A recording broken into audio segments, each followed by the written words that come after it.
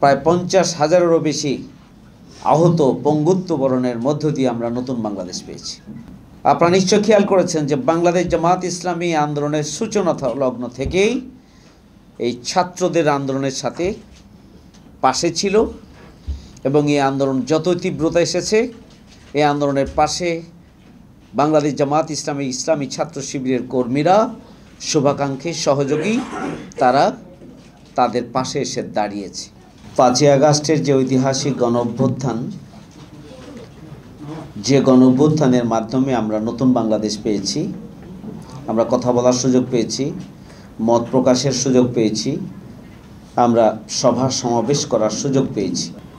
এই গণঅভ্যুত্থানে যারা জীবন দিয়েছেন আল্লাহ রাব্বুল আলামিন যেন তাদেরকে শাহাদাতের সর্বোচ্চ মর্যাদা দান করেন।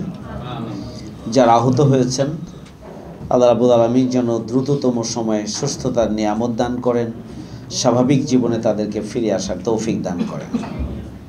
সম্মানিত সাংবাদিক বন্ধুগণ, শহীদ পরিবারের সম্মানিত গর্বিত সদস্যবৃন্দ, আপনারা জানেন যে 5ই আগস্টের যে গণঅভ্যুত্থান 5ই জুলাই থেকে মূলত এই আন্দোলন বেগবান হয়।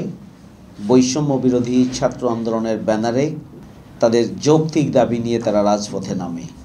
এই আন্দোলন যতই বেগবান হয়, আন্দোলনের উপরে সরকারের পক্ষ থেকে নিপীড়ন ততই বাড়তে থাকে এবং যতই নিপীড়ন বাড়তে থাকে এদেশের আন্দোলনকারী পরিবারের সদস্য, অভিভাবক, প্রতিবেশী, আত্মীয় স্বজন সবাই মাঠে নেমে আসে।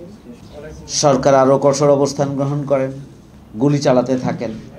এদেশের জনগণ আবারও তাদের দাবি আদায়ের জন্য তাদের সন্তানতুল্য ছাত্রদের সাথে সম্পৃক্ত হন এবং বিগত 17.5 বছরে যে নিপীড়িত, বিক্ষুব্ধ, ক্ষতিগ্রস্ত, নির্যাতিত জনগোষ্ঠী তারাও তাদের এই আন্দোলনের সাথে সমবেত হন এবং 5ই আগস্টের ঐতিহাসিক গণঅভ্যুত্থানের মধ্য দিয়ে শেখ হাসিনা পিছন দরজা দিয়ে পালিয়ে যেতে বাধ্য হন। পাখির মতো গুলি করে তারা এদেশের ছাত্র জনতাকে হত্যা করে আন্দোলনকে দমানোর জন্য চেষ্টা করে। রাষ্ট্রশক্তিকে কাজে লাগিয়ে এই আন্দোলনকে মাটির সাথে মিশিয়ে দেওয়ার জন্য সর্বশক্তি প্রয়োগ করে। একটা দেশের জনগণকে নিবৃত করার জন্য, তাদের যৌক্তিক দাবি থেকে তাদেরকে সরিয়ে দেওয়ার জন্য, হটিয়ে দেওয়ার জন্য একটা সরকার রাষ্ট্রের সমস্ত শক্তিকে কাজে লাগিয়ে পাখির মতো গুলি করে নির্মমভাবে মানুষকে হত্যা করে।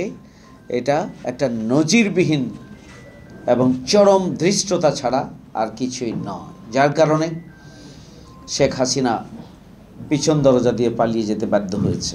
এদেশের জনগণ বাংলাদেশকে স্বাধীন করেছে, এদেশের জনগণ একটি নতুন বাংলাদেশ এনেছে। হাজার হাজার শহীদ এবং প্রায় 50,000-এরও বেশি আহত পঙ্গুত্ব বরণের মধ্য দিয়ে আমরা নতুন বাংলাদেশ পেয়েছি।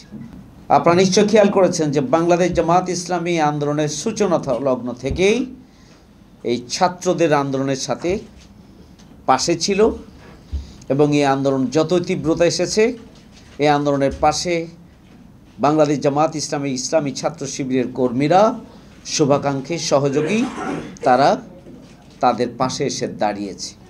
শুকনো খাবার বিতরণ, পানি, রান্না করা খাবার, ফার্স্ট এইড, বিশেষ করে চিকিৎসার জন্য ঢাকা মহানগরী দক্ষিণে 10টি অ্যাম্বুলেন্স আমরা ফ্রি মাসব্যাপী ট্রিটমেন্টের জন্য আমরা ছেড়ে দিয়েছিলাম। আমরা এই ঢাকা মহানগরীর কয়েকটি গুরুত্বপূর্ণ হসপিটালকেও যারা আহত হয়ে ট্রিটমেন্টের জন্য এখানে আসবেন তাদের কাছে যেন পয়সা নেওয়া না হয় সে ধরনের ঘোষণা দিয়ে আমরা সব ধরনের সুচিকিৎসার ব্যবস্থা আমরা করেছিলাম এবং আন্দোলনকারীদের পাশে আমরা দাঁড়িয়েছিলাম। আপনারা জানেন যে বাংলাদেশ জামাত ইসলামী আনুষ্ঠানিকভাবে এই আন্দোলনের সর্বস্তরের জনগণ এবং জামাত ইসলামীর নেতাকর্মীদেরকে নেমে আসার জন্য, সহযোগিতা করার জন্য, পাশে থাকার জন্য জামাত ইসলামী আহ্বান জানিয়েছিল এবং আমিরি জামাতের পক্ষ থেকে নির্দেশনা দেওয়া হয়েছিল।